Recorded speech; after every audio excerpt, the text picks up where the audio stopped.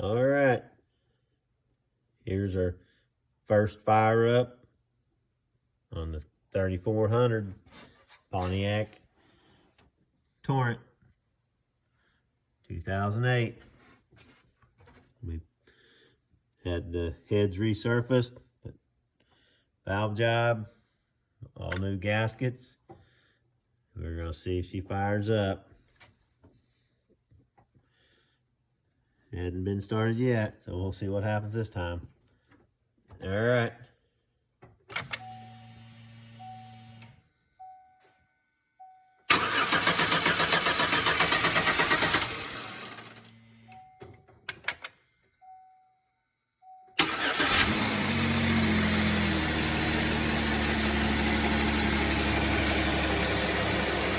Yep, there she fired up.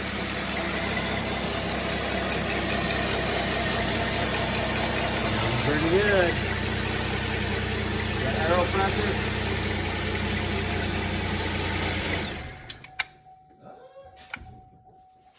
Look at all the smoke.